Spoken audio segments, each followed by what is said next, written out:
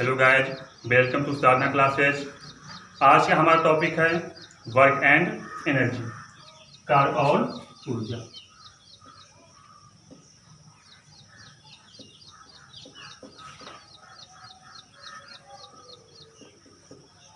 तो आइए हम समझते हैं सबसे पहले कार्य होता क्या है, कार्य है क्या।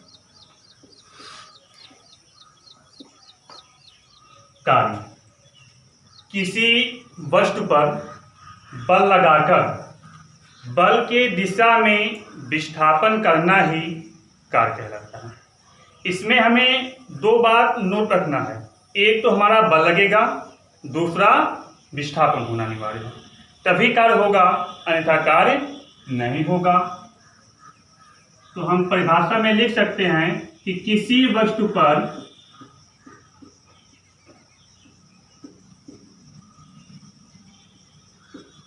बल लगाकर बल के दिशा में विस्थापन करना ही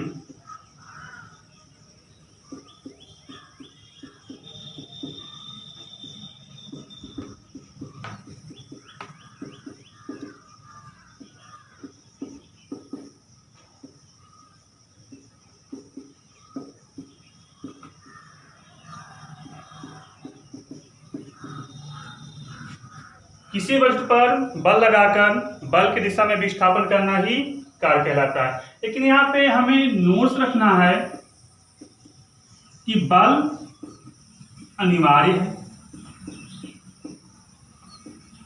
दूसरा विस्थापन होना भी अनिवार्य है।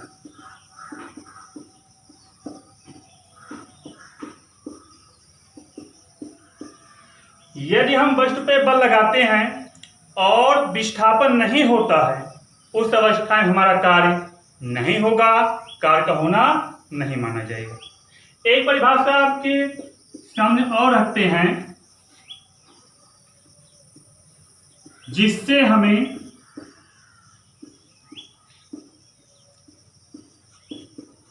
थकान का अनुभव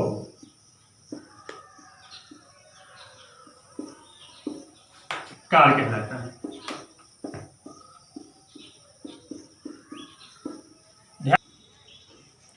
जिससे हमें थकान का अनुभव हो, कार्य कहलाता है। ध्यान से देखिए इस डिफिनेशन को, क्या देखिए, ये डिफिनेशन हमारा पूर्ण रूप से गलत है। क्यों गलत है? क्योंकि हमने ऊपर क्या देखा कि विस्थापन होना अनिवार्य है। यदि विस्थापन नहीं होता है तो कार्य हमारा नहीं होगा। बल लगाने के बाद में विस्थापन होना ही होना। एग्जाम्पल से समझते हैं। मान लीजिए ये कोई वस्तु है, 50 kg वेट का मान लीजिए। मालिक आके कहता है कि इस वस्तु को आपको यहां पे रखना है। व्यक्ति जो वर्कर है वो इस पे बल लगाता है, इसको लेके जाने का कोशिश करता है, लेकिन वेट भारी होने की वजह से ये वस्तु को यहाँ पे नहीं ले जाता है, उससे नहीं उठता है। तो जब मालिक आएगा तो क्या कहेगा कि आपने कार्य किया? नहीं किया। मालिक सीधा कहेगा आपने कार्य नहीं किया, हाँ आपका बल लगा है लेकिन कार्य नहीं हुआ। तो कार्य में विस्थापन होना अनिवार्य है। जब तक विस्थापन नहीं होगा कार्य हमारा नहीं होगा। नेक्स्ट पे हम आते हैं।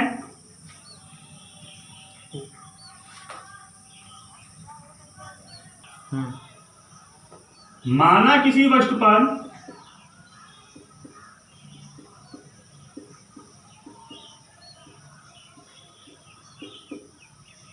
F बल लगाकर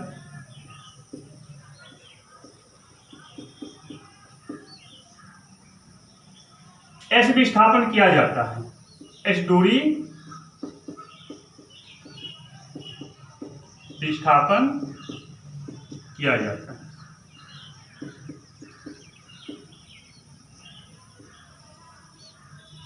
ये कोई वस्तु है,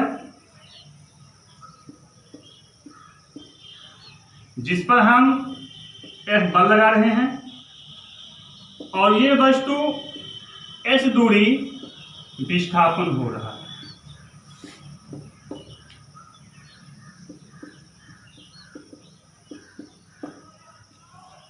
तब किया गया कार्य W बराबर F इंटू एस, ये हमें मिला कार्य का formula W equal to F into S. यदि वस्तु के बीच में कोई एंगल्स आ जाए तब हमारा जो फार्मूला होगा वो होगा W equal to F into S cos theta. ये फार्मूला कैसे हो रहा है इसके बारे में समझें।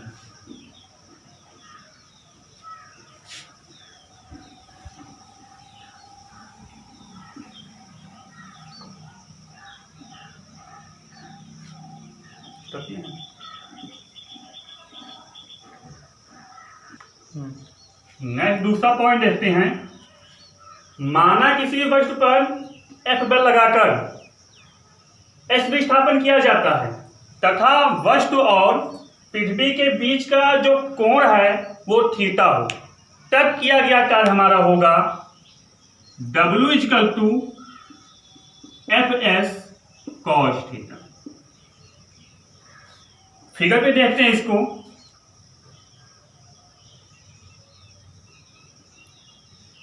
ये हमारा पृथ्वी तल है, ये आनत तल है, यहां पे हमारा वस्तु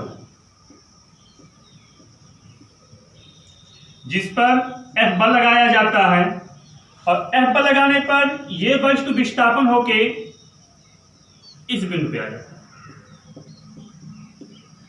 तब किया गया कार्य W equal to F into S cos theta.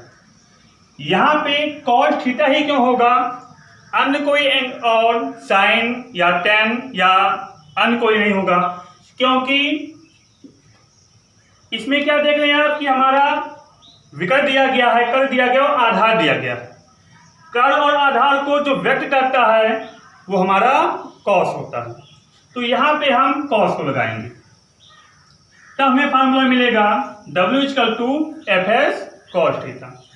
Next topic में हम आते हैं कि कौन सा कब हमारा कार्य पॉजिटिव होगा, कब कार्य नेगेटिव होगा, कब कार्य शून्य होगा, इसके बारे में चर्चा करते हैं।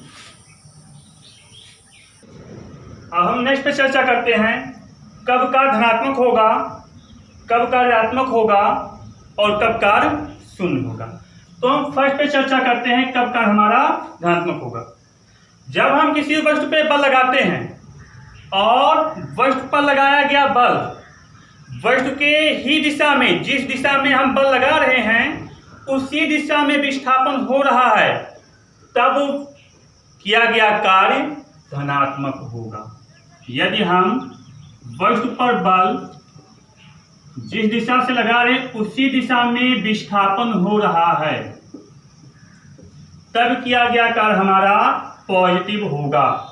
और यदि जिस दिशा में हम बल लगाते हैं उसके विपरीत दिशा में विस्थापन होता है, तब किया गया कार्य हमारा निगेटिव होगा। और जब हम किसी वस्तु पर बल लगाते हैं और उसमें कोई विस्थापन नहीं होता, तब किया गया कार्य हमारा शून्य होगा। कहने का मतलब जिसमें विस्थापन ना हो, बल लगाने के बाद में विस्थापन ना हो।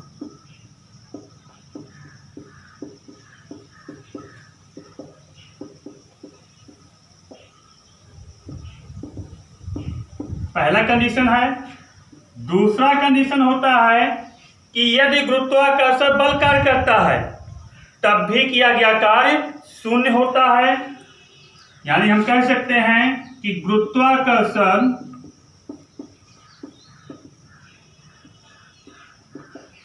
बल द्वारा किया गया कार्य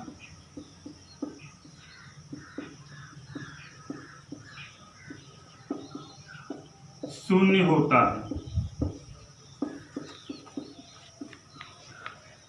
तीसरा कंडीशन है, यदि कोई वस्तु वृत्तीय गति कर रही है तो उस वस्तु द्वारा किया गया कार्य शून्य होगा, क्योंकि जब कोई वस्तु एक बिंदु से गति करना प्रारंभ करेगी तो वो वस्तु एक समय ऐसा आएगा कि पुनः उसी बिंदु पे आके पहुंच जाएगी, इसलिए उस वस्तु द्वारा किया गया कार्य भी शून्य होगा। तो शून्य होने का हमारे पास 3 कंडीशन है। पहला कब होगा, जब F बल लगाने के बाद में कोई विस्थापन ना हो तो कार्य शून्य होगा। दूसरा, गुरुत्वाकर्षण बल द्वारा किया गया कार्य शून्य होगा। तीसरा, यदि कोई वस्तु वृत्तीय गति कर रही है तो उसके द्वारा किया गया कार्य शून्य होगा। नेक्स्ट हम आते हैं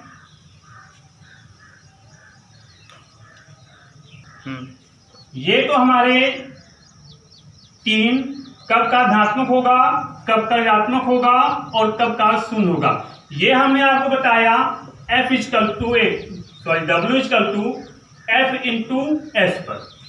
अब यही 3 हम आपको समझाएंगे W F into S cos theta पर, यानी एंगल्स के आधार पर इनमें कब धनात्मक होगा कार्य, कब ऋणात्मक होगा और कब शून्य होगा। नेक्स्ट हम देखते हैं एंगल्स के आधार पर कब कार्य हमारे धनात्मक होंगे, कब कार्य ऋणात्मक होगा और कब कार्य शून्य होगा। W F into S cos theta. यदि किसी वस्तु पर बल लगाने के बाद विस्थापन हमारा S विस्थापन हो रहा है और यदि वो विस्थापन 0 डिग्री कोण से 90 डिग्री कोण से 0 अंश से 90 अंश के बीच में है तब किया गया कार्य धनात्मक होगा। दूसरा, कब कार्य ऋणात्मक होगा, यदि हमारा बल लगाने के बाद में विस्थापन S होता है और उसके बीच जो कोण हमारा है वो 90 डिग्री से 180 अंश डिग्री के बीच में बनता है, तब किया गया कार्य हमारा ऋणात्मक होगा। कहने का मतलब 90 degree is the greater than 180 degree, 90 degree is the less than 0 degree. कब का धनात्मक होगा, जब हमारा कोण अधिकतम 90 अंश से कम होगा। दूसरा, कब हमारा निगेटिव होगा, जब हमारा एंगल्स 90 अंश से अधिक होगा। तीसरा, कब शून्य होगा, तो शून्य होने में जब हमारा पृथ्वी और वस्तु के बीच में जो एंगल्स है वो सेम लंबवत होगा। कहने का मतलब 90 डिग्री पर ही होगा। सपोज दैट फिगर में देख लेते हैं, यदि एकदम सीधा लंबवत है तो इस सीधे लंब पे हम कोई कार्य नहीं कर सकते हैं। इस कंडीशन में किया गया कार्य हमारा शून्य होगा, ओनली 90 अंश।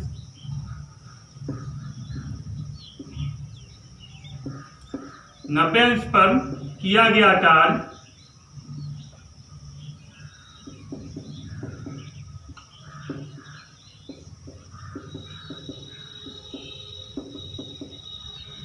ये क्यों शून्य होता है, इसको प्रूव कर लेते हैं। फार्मूला हमारा है W F into S cos theta. जब हम थीटा बराबर 90 डिग्री पुट करेंगे तो हमें मिल जाएगा W F into S cos 90 degree, या W F into S cos 90 degree का मान होता है 0 और तो हमें मिल जाएगा किया गया कार्य 0। यानी एकदम लंबवत होने पर 90 अंश पे ही होने पर हमारा किया गया कार्य शून्य होगा। नेक्स्ट टॉपिक हमारा ऊर्जा। ऊर्जा किसे कहते हैं। किसी वस्तु या मशीन के कार्य करने की क्षमता को ही ऊर्जा कहते हैं। किसी वस्तु या मशीन के कार्य करने की क्षमता को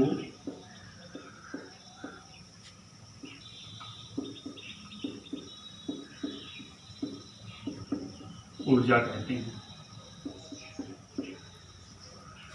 इस परिभाषा में आप क्या देख रहे हैं? कार्य और क्षमता। कार्य क्या है इसके बारे में आप समझ चुके हैं। क्षमता क्या है इसको आप देख लीजिए। एग्जाम्पल, मान लीजिए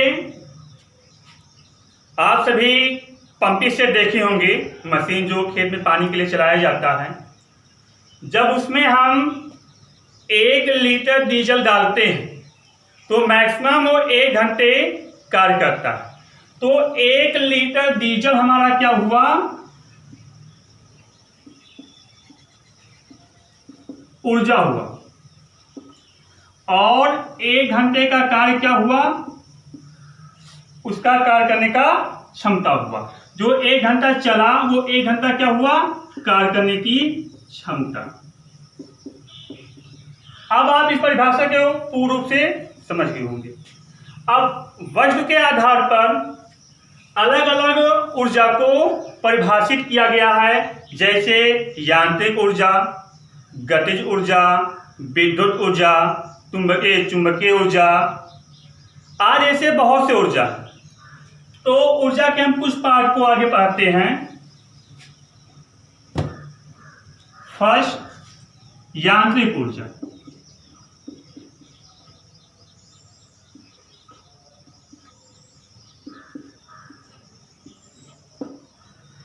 यांत्रिक हमारा क्या है? ऊर्जा क्या है ये आप समझ चुके हैं। कोई भी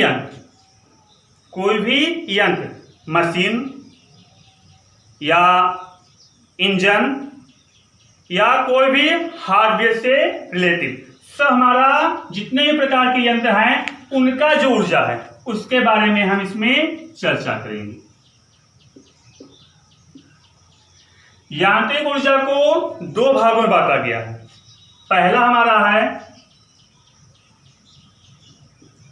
गतिज ऊर्जा, दूसरा हमारा है स्थितिज ऊर्जा।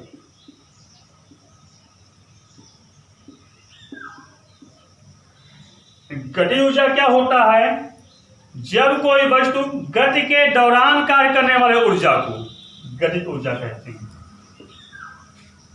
गति के दौरान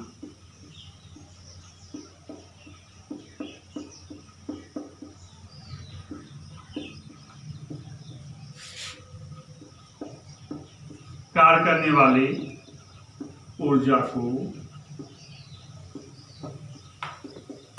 गतिज ऊर्जा कहते हैं।